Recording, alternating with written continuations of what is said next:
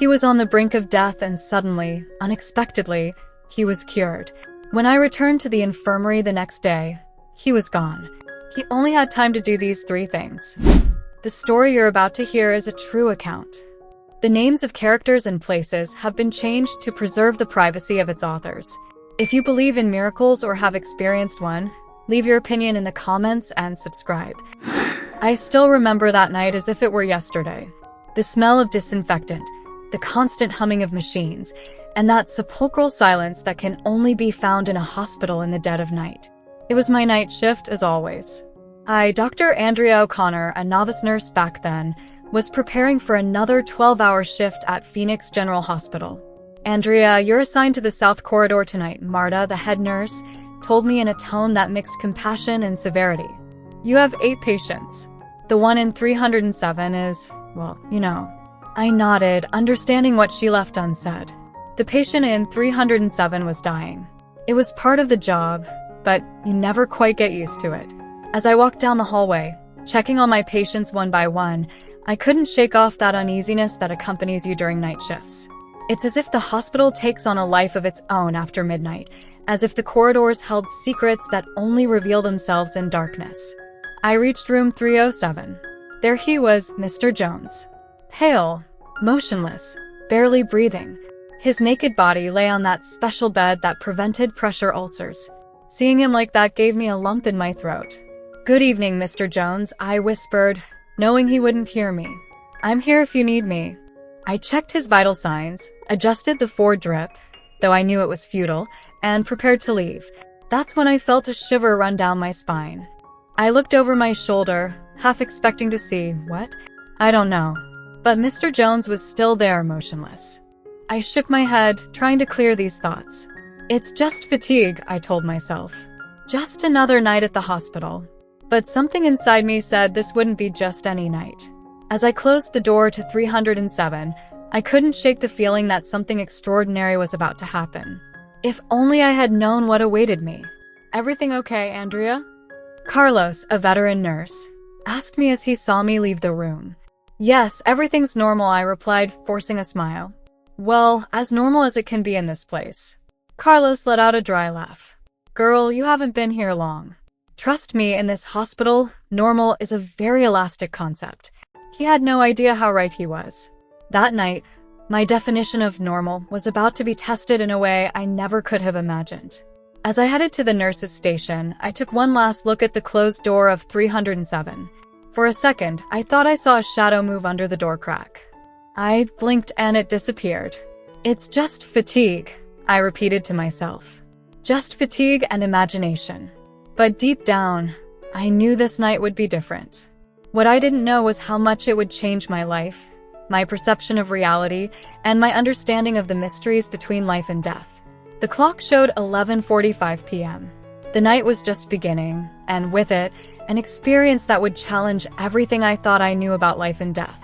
The night progressed slowly, as if time crawled through the hospital corridors. My rounds took me back to room 307 again and again, where Mr. Jones silently fought against the inevitable. Each time I entered, the atmosphere seemed heavier, more charged with an energy I couldn't describe. Mr. Jones lay there, his chest rising and falling in such a slow rhythm that sometimes I had to get closer to make sure he was still breathing. "Come on, Mr. Jones," I murmured during one of my visits, more to myself than to him. "Keep fighting." But I knew it was a lost battle.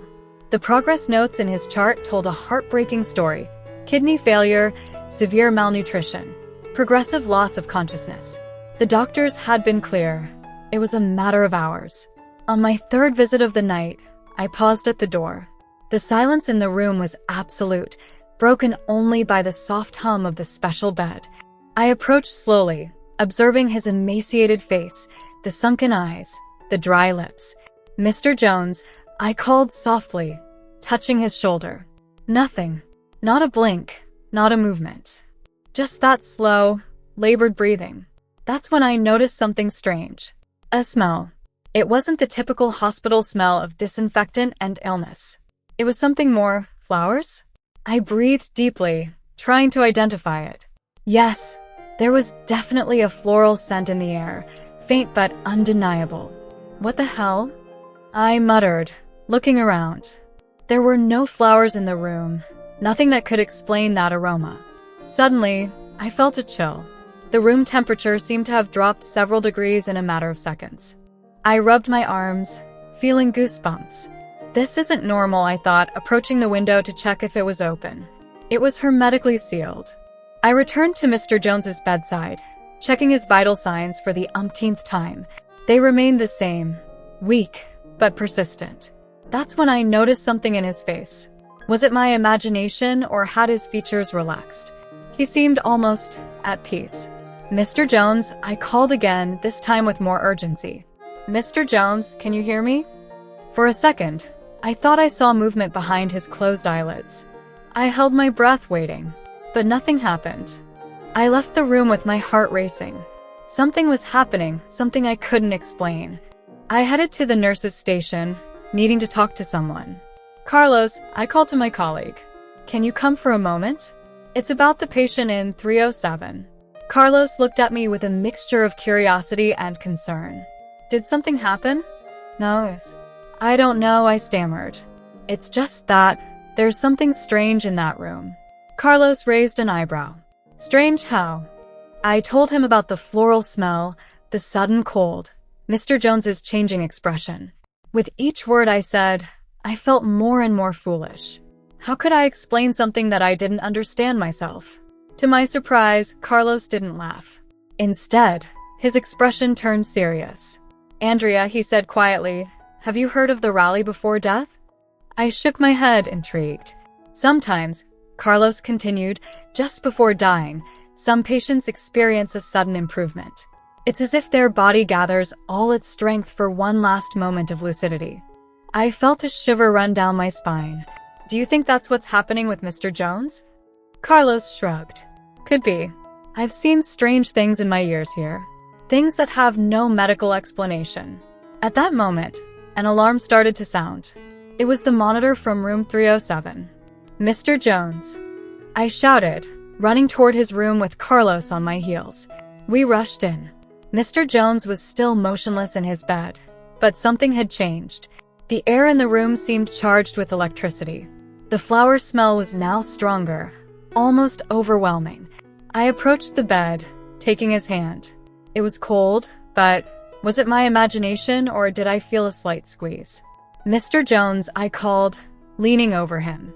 Mr. Jones, can you hear me? And then, against all odds, against all medical logic, Mr. Jones opened his eyes. His eyes, previously dull and lifeless, now shone with an intensity that took my breath away. He looked directly at me, and for a moment, I felt as if he could see through me, as if he could see things I couldn't even imagine. He's here, he whispered in a voice that didn't seem like his own.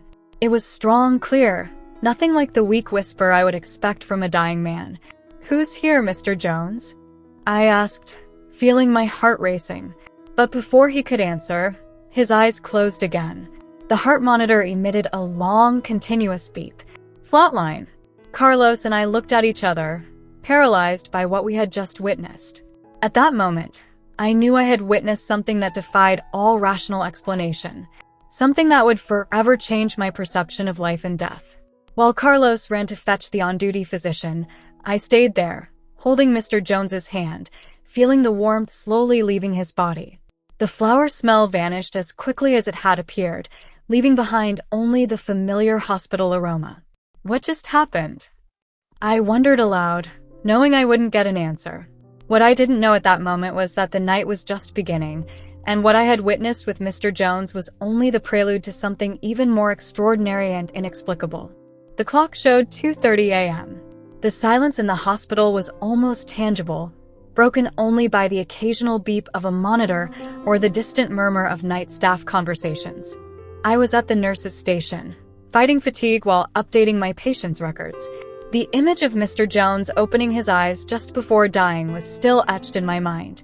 I couldn't stop thinking about his last words, "He's here." Who was he referring to? Had he seen something in his final moments? These questions tormented me as I tried to concentrate on my work.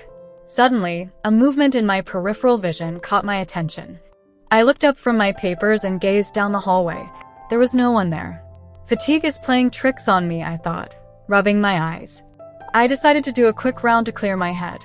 I stood up, stretched my arms, and began walking down the hallway, checking each room. Everything seemed in order. The patients were sleeping peacefully, the machines humming with their monotonous rhythm. When I reached room 307, now empty after Mr. Jones's death, I felt a shiver run down my spine. The door was ajar, letting a beam of light escape into the dark hallway. I could have sworn I'd closed it after they took the body away. "Hello?" I called softly, pushing the door. "Is anyone there?" No response. I entered the room, turning on the light. It was empty, of course. The bed was made, the machines turned off. Everything seemed normal, except for that persistent flower smell that still lingered in the air. I shook my head, trying to shake off the feeling of unease that invaded me. "Come on, Andrea, get it together," I told myself. "It's just an empty room." I went out into the hallway, firmly closing the door behind me. That's when I saw it. At the other end of the hallway, a figure was moving. It was tall, dressed in a hospital gown.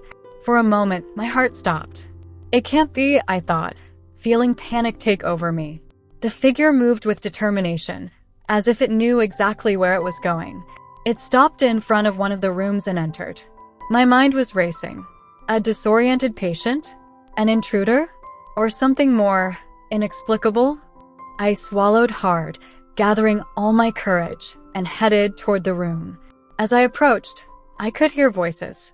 A male voice, low and hoarse, and another higher-pitched, female voice. They seemed to be arguing. "You can't be here," the female voice said, filled with emotion. "This isn't right." "I had to see you one last time," the male voice replied. I couldn't leave without saying goodbye.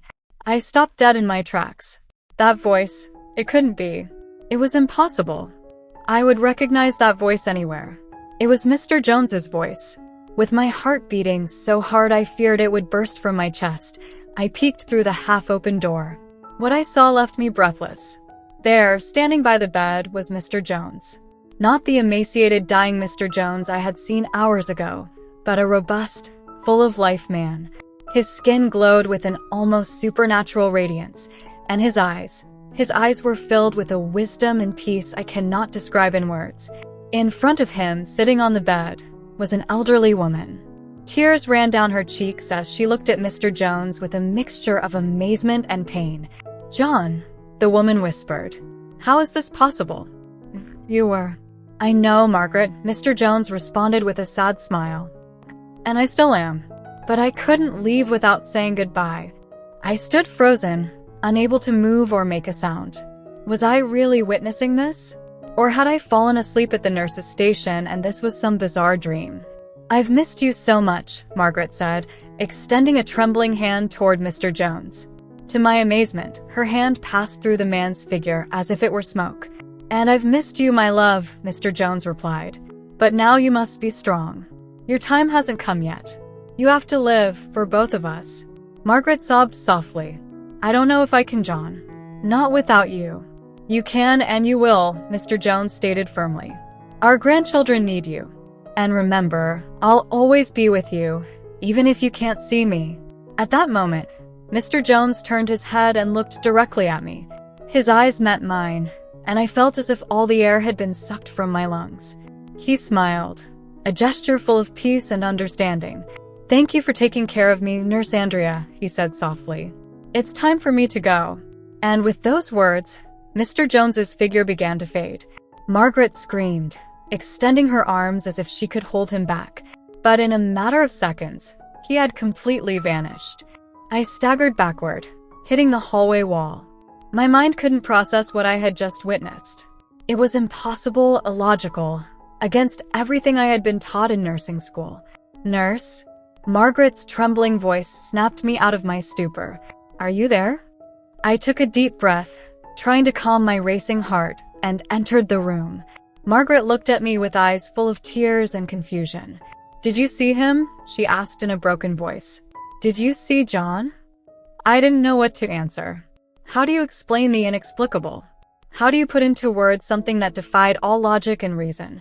I began, but words failed me. At that moment, I knew my life would never be the same. I had witnessed something that went beyond human understanding, something that defied the boundaries between life and death. And as I looked into Margaret's tearful eyes, I understood that some questions simply don't have answers. Sometimes, all we can do is accept the mystery and marvel at the unknown. Still trembling from what I had just witnessed in Margaret's room, I headed back to the nurse's station. I needed a moment to compose myself, to try to make sense of the inexplicable. But fate had other plans for me that night. As I walked down the hallway, a noise coming from room 307, the one Mr. Jones had occupied, stopped me in my tracks. It was a metallic sound, as if someone was moving the bed or equipment. My heart raced. Had the series of inexplicable events of this night not ended? With trembling steps, I approached the door. The sound continued, now accompanied by what seemed to be murmurs.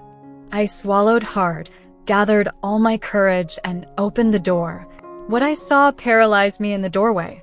There, standing in the middle of the room, was Mr. Jones. Not the ethereal Mr. Jones I had seen in Margaret's room, but the flesh and blood Mr. Jones. The same man I had declared dead just a few hours ago. "Where is my bag?" he asked anxiously while rummaging through the nightstand drawers. "I need my things." I stood there open-mouthed, unable to speak. Mr. Jones turned to me, his eyes full of life and lucidity. "Ah, nurse," he exclaimed. "Good thing you're here. Could you help me find my belongings? I need to get dressed and leave this place." Finally, I found my voice. "Mr. Jones," I said in a whisper, "you're dead," he completed, letting out a laugh that sent chills down my spine. Yes, I suppose I was. Or almost. It's hard to explain. He approached the sink and turned on the faucet, drinking water eagerly. "God, I was so thirsty," he commented between sips. My mind was a whirlwind of questions and confusion. How was this possible? I had seen him die. I had witnessed his last breath. And now he was here, drinking water as if nothing had happened. "Mr. Jones," I tried again, approaching cautiously. "You need to go back to bed. You are very weak and—" "Weak," he interrupted, turning to me with a smile. "I feel stronger than ever, nurse. As if I've been reborn." He took a step toward me and, to my surprise, his legs faltered. I managed to catch him before he fell. "Well, maybe not that strong," he admitted with a nervous laugh. I helped him sit on the bed, my mind still struggling to process what was happening. Mr. Jones looked at me, his eyes full of a mixture of confusion and wonder. "You know, it's strange," he began. "I remember being in a place, a beautiful place. There was light, so much light, and peace. I felt complete, like never before." His words chilled my blood. Was he describing a near-death experience? But then he continued, "I heard a voice. It told me it wasn't my time yet, that I had to come back. And here I am." He fell silent for a moment, lost in his thoughts. I didn't know what to say, what to do. All my medical training, all my experience, nothing had prepared me for this. "Mr. Jones," I finally said, I need to call the doctor. We need to examine you. Make sure you're okay." He nodded, but when I turned to leave, he grabbed my arm. His touch was surprisingly strong for someone who had been on the brink of death.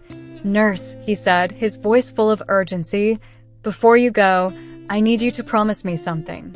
I looked at him expectantly. "Promise me you'll tell Margaret that I love her. That I'll always love her, no matter where I am." I felt a lump in my throat. How could I explain to him that I had already seen Margaret? That somehow inexplicably, he had already said goodbye to her? "I promise," I finally said.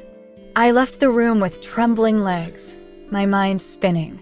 I needed help. I needed someone else to see this, to confirm that I wasn't losing my mind. "Carlos!" I shouted, seeing my colleague at the end of the hall. "Come quickly. It's Mr. Jones." Carlos ran toward me, concern evident on his face. "What's wrong, Andrea? Are you okay?" "Mr. Jones," I gasped. "He's alive. He's awake. He's talking." Carlos looked at me as if I had grown a second head. "Andrea, that's impossible. Mr. Jones died hours ago. I helped prepare his body myself." I know, I said, pulling his arm. "But you have to see him. He's there in his room. Alive. I dragged Carlos to room 307, my heart pounding. When we opened the door, I prepared myself for Carlos's look of amazement. But the room was empty. Mr. Jones was nowhere to be found. The bed was perfectly made, with no signs of having been used. The glass of water by the sink, from which I had seen him drink, was dry. I stood paralyzed, unable to comprehend what was happening. Had I imagined it all? Was I losing my mind? Carlos put a hand on my shoulder. "Andrea," he said softly, "I think you need to rest. This job can be very stressful, especially at night." But I knew what I had seen, what I had experienced. It wasn't stress, it wasn't imagination. It was something else, something I couldn't explain. As Carlos guided me out of the room, I took one last look, and for a moment, just for a second, I thought I saw Mr. Jones's silhouette, smiling at me from the corner of the room. I blinked, and the vision disappeared. But the sensation persisted. The feeling of having witnessed something extraordinary, something that defied all logic and reason, something that would change my life forever. The hours following the incident with Mr. Jones were a confused mix of disbelief, questioning, and a deep sense of unease. I found myself sitting in the break room, my hands trembling around a cup of coffee that had gone cold long ago without me taking a single sip. Carlos entered the room, his face a mixture of concern and curiosity. He sat across from me, studying me in silence for a moment before speaking. "Andrea," he began cautiously, "do you want to talk about what happened?" I looked up, meeting his eyes full of concern. How could I explain something that I didn't understand myself? "I don't know, Carlos," I finally replied, my voice barely a whisper. "I don't know what happened, or if anything really happened." Carlos leaned forward, his elbows resting on his knees. "Tell me everything, from the beginning." And so I did. I told him about the strange peace I had felt in Mr. Jones's room just before he died. I told him about the apparition in Margaret's room, about how I had seen Mr. Jones say goodbye to his wife. And finally, I told him about Mr. Jones alive, looking for his belongings and talking to me. As I spoke, I could see the disbelief growing in Carlos's eyes. But I also saw something else, a flash of recognition. When I finished, Carlos remained silent for a long moment. Then, to my surprise, he let out a long sigh and said, "You're not the first, you know." I looked at him confused. "What do you mean?" Carlos rubbed his face with his hands, as if struggling with an internal decision. Finally, he looked me directly in the eyes. "Years ago," he began, "when I was a rookie nurse like you, I saw something similar." My heart skipped a beat. "What did you see?" "It was a terminal patient, like Mr. Jones. We had declared her dead hours ago. But that night, during my rounds, I saw her. She was standing by the window, looking at the stars. When she saw me, she smiled and said, 'It's beautiful on the other side, you know?' And then, she simply disappeared." I felt a shiver run down my spine. "What did you do?" I asked in a whisper. Carlos shrugged. "What could I do? Nobody would believe me." Over time, I convinced myself it had been a hallucination from fatigue. But now I'm not so sure. We sat in silence, each lost in our own thoughts. The clock on the wall showed 4:30 a.m. The hospital was immersed in that special silence that's only found in the early hours before dawn. "Do you think there's something more?" I finally asked. "Something after death?" Carlos looked at me, a sad smile on his lips. "I don't know, Andrea. But I think we've witnessed something that goes beyond our understanding." At that moment, a nurse rushed into the break room. "Andrea, Carlos, we need help. The patient in room 315 is having a crisis." We jumped up, the moment of reflection interrupted by the urgency of duty. As we ran down the hallway, I couldn't help but glance at room 307. For a second, I thought I saw a shadow move behind the closed door. The crisis in room 315 kept us busy for the next hour. When we finally managed to stabilize the patient, I felt exhausted, both physically and emotionally. As we returned to the nurse's station, Carlos stopped me. "Andrea," he said quietly, "what you saw, what you experienced, don't ignore it. We may not have all the answers, but that doesn't mean it wasn't real." I nodded, grateful for his words. But one question kept burning in my mind. Carlos, I said, do you think we should tell someone else? The doctor on duty, maybe? Carlos shook his head. I don't think that's a good idea. Without proof, without evidence, they'd think we're crazy. Or worse, they might think we've been negligent in our work. I knew he was right, but the idea of keeping the secret weighed on me. Then what do? We observe, Carlos replied. We stay alert. And if it happens again, if we witness something inexplicable again, then we'll decide what to do. As we returned to our duties, I couldn't help but feel that something had fundamentally changed in my perception of the world. The lines between life and death, between the explicable and the inexplicable, had blurred. The rest of the night passed without incident, but every time I passed room 307, I felt a chill. And more than once, I thought I heard the echo of a familiar laugh, or saw the flash of a smile in the window's reflection. When my shift finally ended and I left the hospital, the sun was beginning to peek over the horizon. I looked back at the imposing hospital building and wondered how many secrets it held within its walls. How many mysteries, like that of Mr. Jones, waited to be discovered. And although part of me yearned for answers, another part understood that some questions simply aren't meant to be answered. That sometimes, all we can do is marvel at the mystery of life and what comes after. The days following that extraordinary night passed in a kind of haze. I felt as if I were walking a tightrope between two worlds, the familiar and logical world of medicine that I knew, and another mysterious and inexplicable world that had opened before my eyes. Every time I entered the hospital for my shift, I felt a mixture of anxiety and anticipation. Would I experience something out of the ordinary again?